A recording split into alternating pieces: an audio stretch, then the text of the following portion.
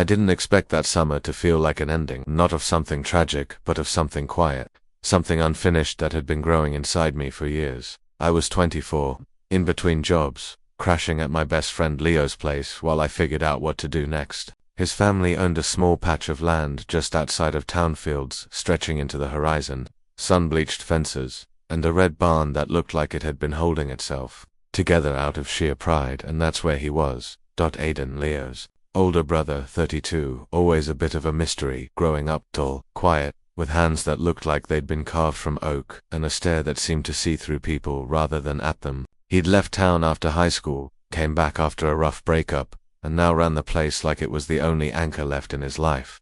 We weren't exactly close.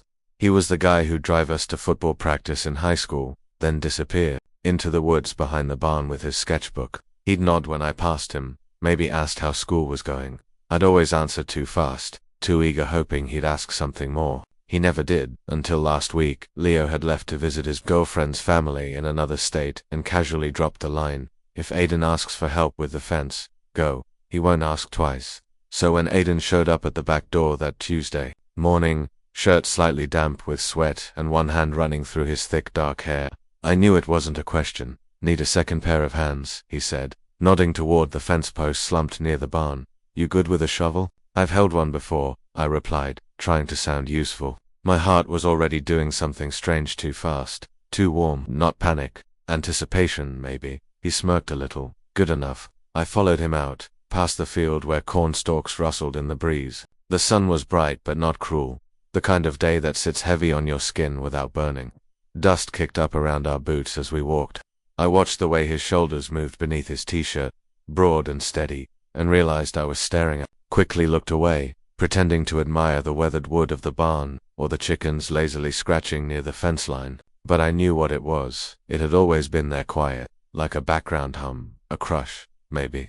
An admiration that morphed into something less innocent over the years. I never told Leo, of course. How'd you say, "Hey, I think I like your older brother," really like him. We got to work in silence. The fence had been hit hard by last week's winds. One of the corner posts split nearly in half. Aiden showed me how to align the beam, how deep the post should go. His fingers brushed mine once, guiding my grip, and I flinched it from surprise, but from the charge that moved through me. "You alright?" he asked, squinting down at me. Double quotes. "Yeah, just long night." He nodded, but didn't look away. His eyes dark green, almost hazel, stayed on mine a beat too long before he turned back to the fence. We worked for another hour. Tools clinked, sweat gathered under my collar.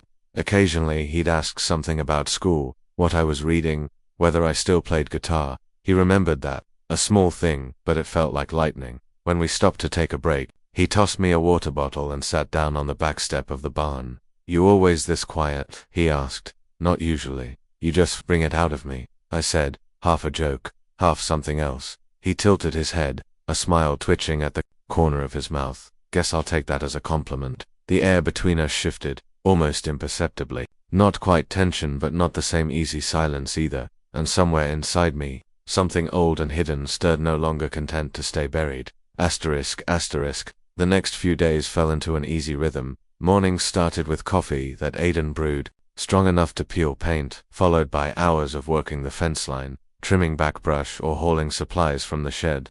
Evenings cooled down with porch beers, the sound of cicadas rising with the stars. Leo wasn't due back for another week, and without him there, it felt different, not lonely, just quieter.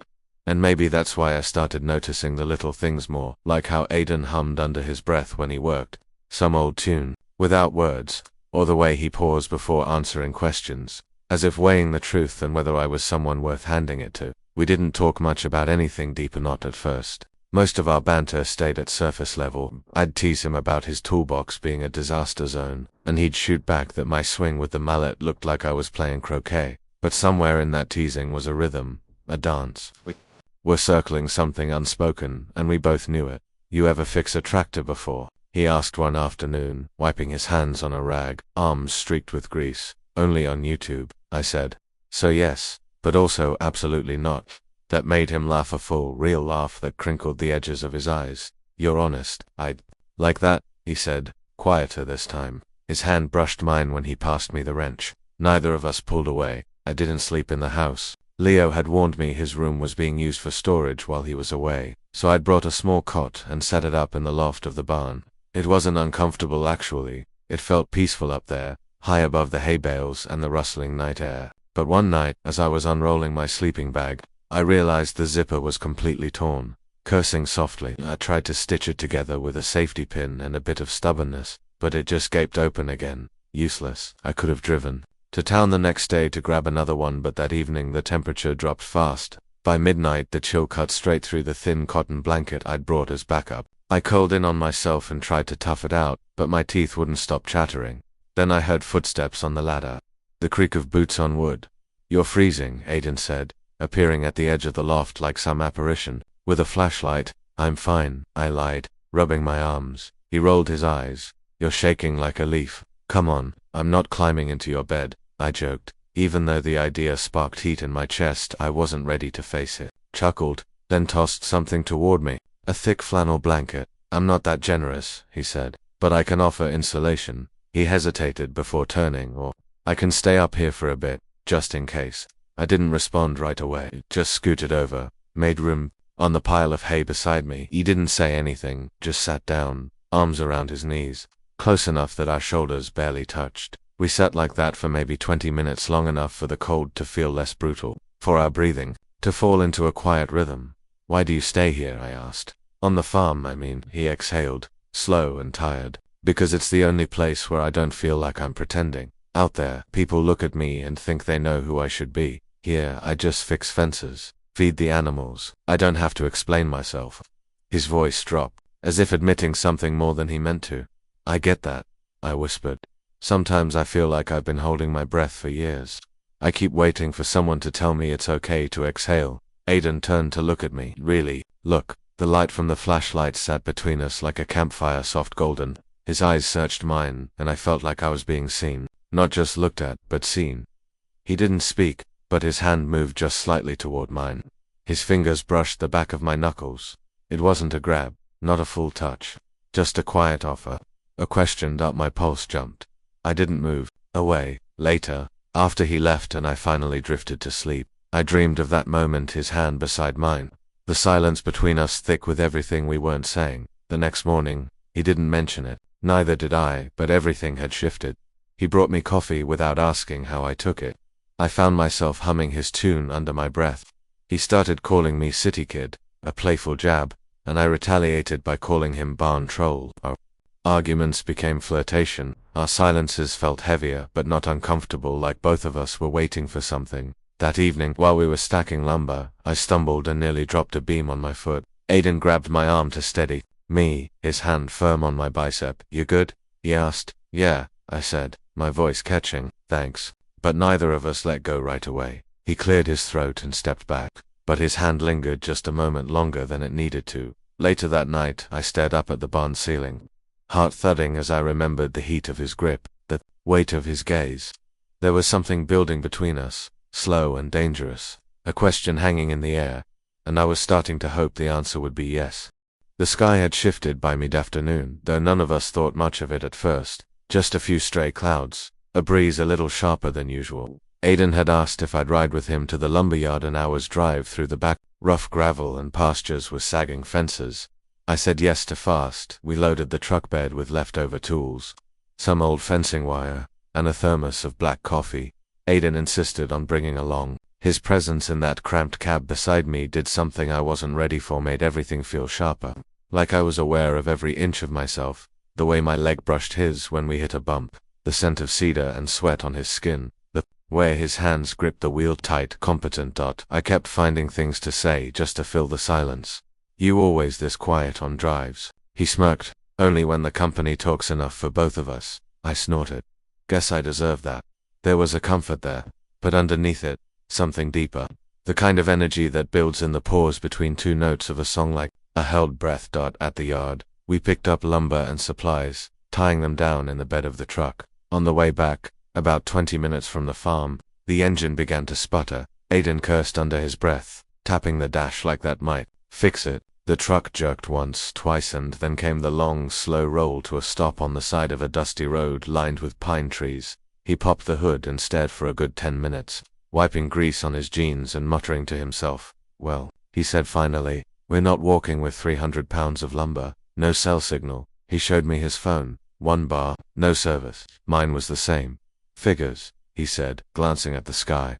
And Leo took the spare truck. I shrugged. Guess we're stuck together. He raised a brow, smiling faintly. Guess we are. There was an old equipment shed, a short walk off the road, a place Aiden said his dad used to store seed and tools back in the day.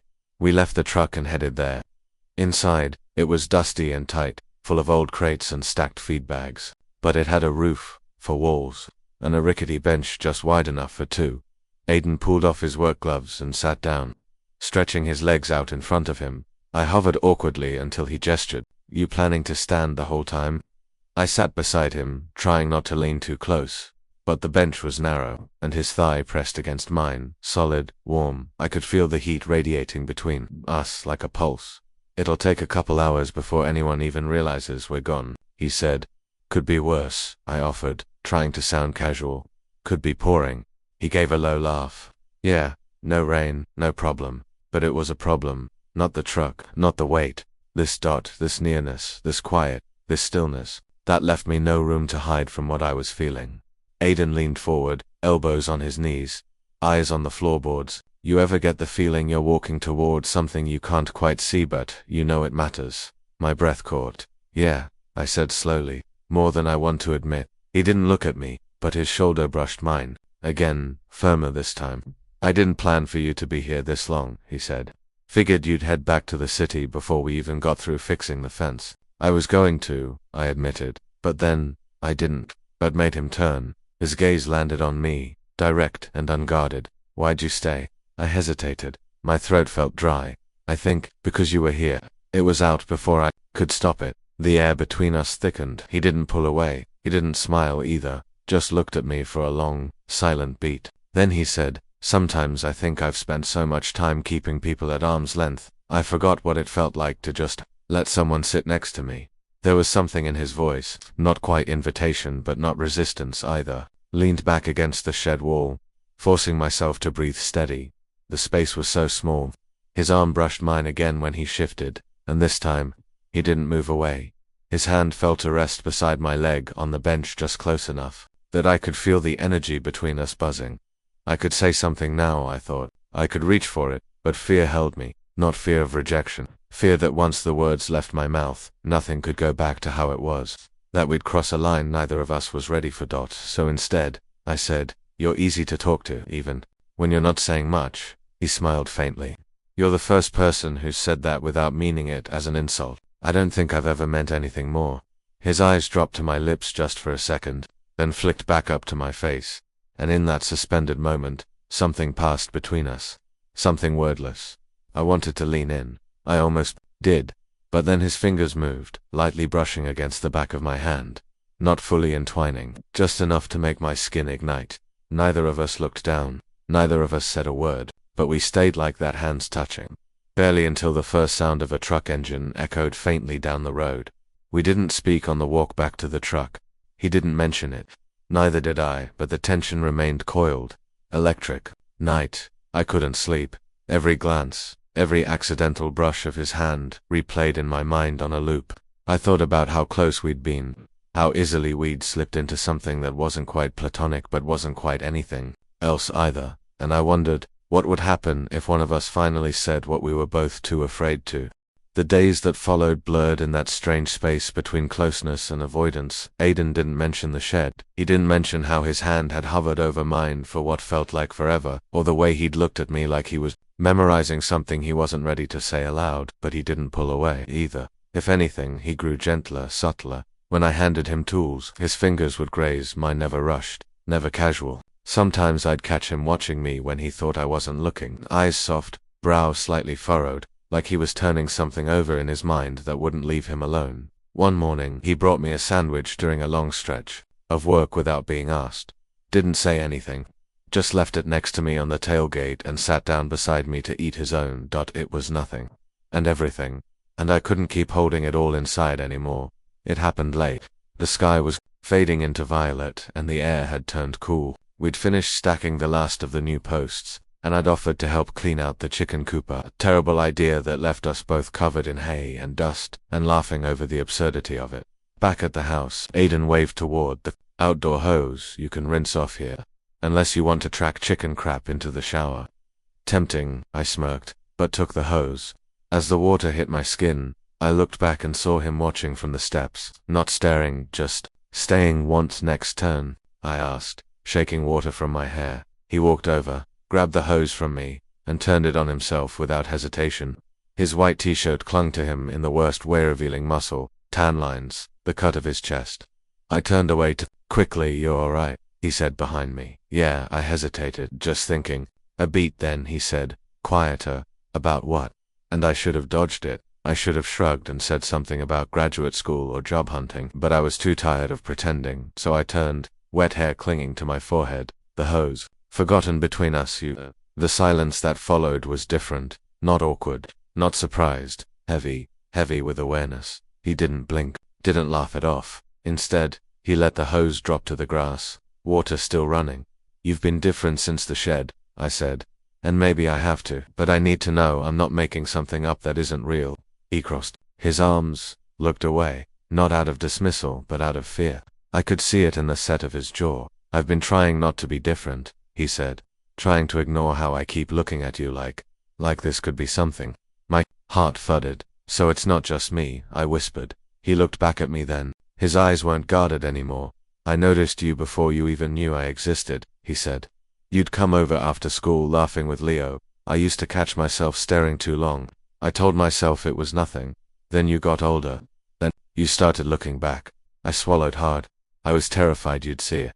I did, he said simply. But I couldn't act on it. You were his best friend. I was trying to hold myself together. I stepped closer. The space between us felt electric. What about now? Aiden stared at the ground for a long moment, and when he looked up again, his expression cracked open. Don't know how to do this, he said. I've been alone for a long time. I'm good at fixing things with my hands. Fences, engines, but not people, not this. His voice caught slightly. You make me feel like I could ruin it before it even begins. You won't, I said. He looked and something in him shifted. Slowly, he reached up, brushing a wet curl from my forehead with his fingers. His hand lingered at the side of my face. I'm scared, he admitted. Not of you, just of what it means if I let this in. I leaned into his touch. I'm scared too, I whispered. But I'm more scared of walking away and never knowing what this could have been. The space between us disappeared. He leaned in hesitantly, as though giving me a chance to pull away. I didn't. His lips brushed mine, tentative and slow. Not a kiss meant to conquer, but a question. A breath held, and I answered. I pressed in gently at first, and then more surely. His hands moved to my waist, grounding me, while mine curled into the damp fabric of his shirt. The kiss deepened with every second, but there was no rush, no urgency, just the aching, quiet confirmation that we were both here, finally, in this moment we'd danced around for years. When we pulled apart, our foreheads rested together. His voice was low. Tell me this isn't just a phase for you. It's not, I said. I've thought about this longer than I want to admit. He exhaled. Me too. The next hour was soft, hushed. We didn't go inside.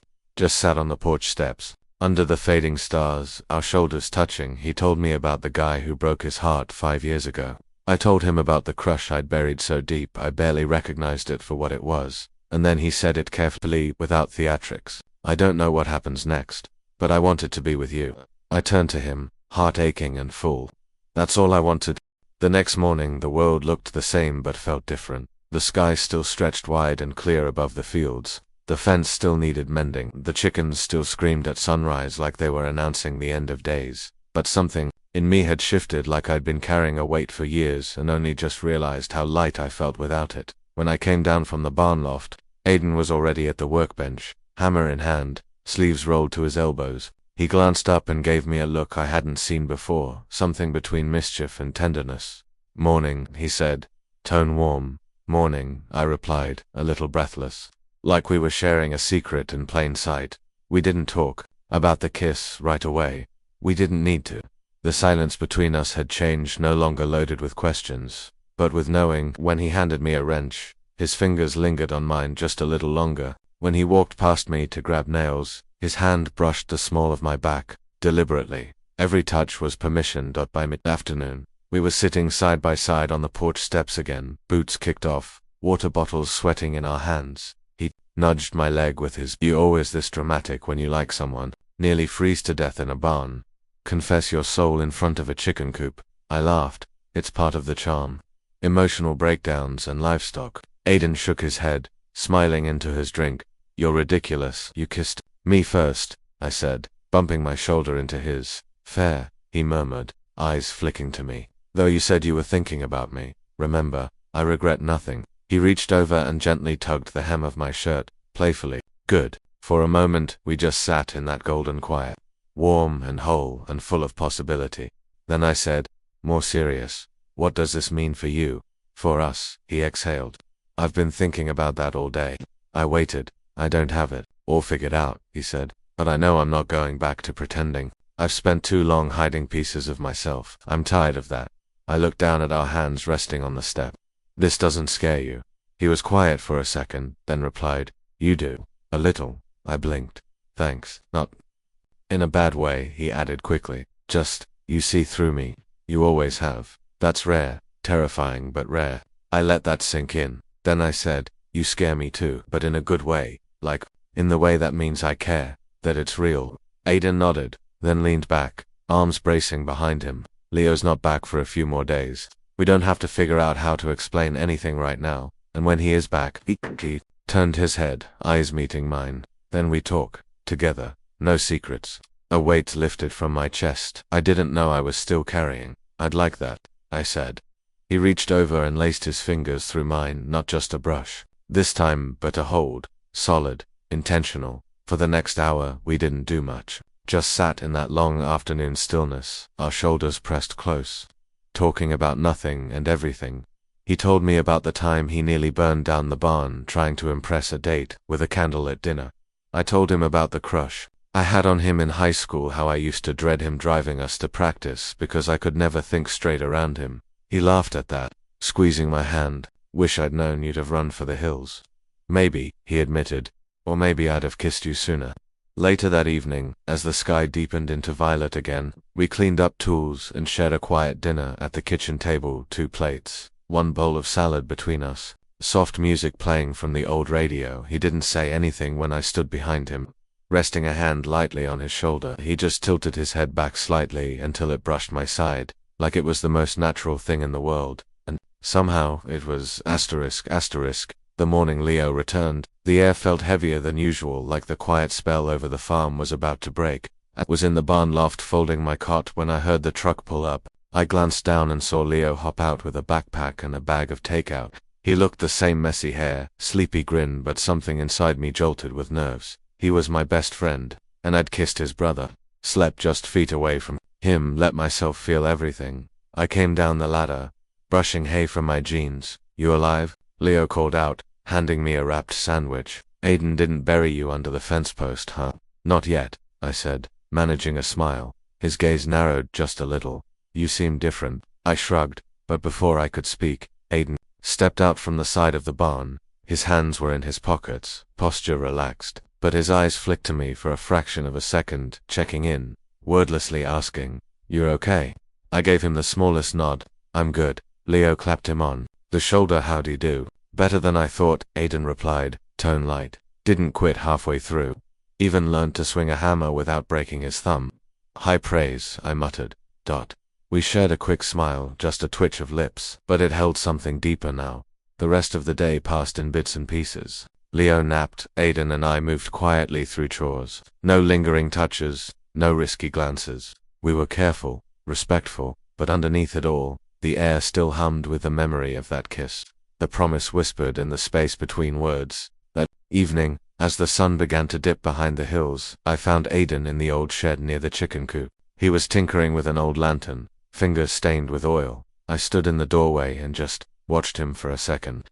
The quiet confidence in the way he moved, the care he took with something most people would have tossed aside. "You always fix things that don't ask to be fixed?" I asked softly. He looked up, grinning faintly. "Only when they mean something." I stepped inside, closing the door behind me. "Leo doesn't know yet," I said. "I figured, should we tell him?" Aiden rested the lantern on the bench and turned toward me. We don't have to rush anything, but I don't want this to stay in the dark. I nodded. Me neither. He stepped closer, close enough that I could see the smudge of grease on his jaw. Without thinking, I reached up and brushed it away. With my thumb. His eyes didn't leave mine. I meant what I said the other night, he murmured. I want to see where this goes. I swallowed the lump in my throat. Even if it's messy, even if it's slow, especially if it's slow, he said. Things that grow slow tend to last.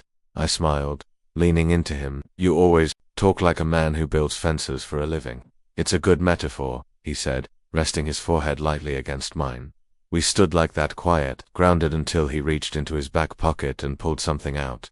It was an old house key. I made a copy, he said, placing it gently into my palm. To the barn. You don't have to use it, but it's yours if you want it. It was a small thing, a key, cold, metal pressing into my skin. But to me, it felt bigger than any confession. It was trust, invitation, a quiet vow. I looked up at him, heart full. I want it, I said. I want you. He kissed me then, soft, sure, the kind of kiss that doesn't ask for anything more than the moment. When we parted, I could feel his breath on my cheek. Later, we sat on the porch under a blanket, watching the fireflies dance across the fields. Leo came out at one point and blinked at us. I felt Aiden's hand tighten slightly beneath the blanket, but I didn't move away. Neither did he. Leo paused, looked between us, and then smiled. Took you long enough, he muttered, before going back inside.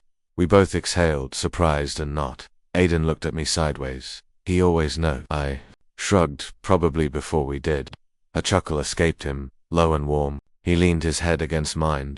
And we just sat there, two men who had spent too long pretending they were only ever meant to walk parallel. Now we were building something slow, steady, no blueprints but a lot of heart. The night deepened. The stars began to spill across the sky, and I let myself believe for the first time in a long time that this wasn't just a summer crush. This was the start of something real, and whatever came next, we'd face it together.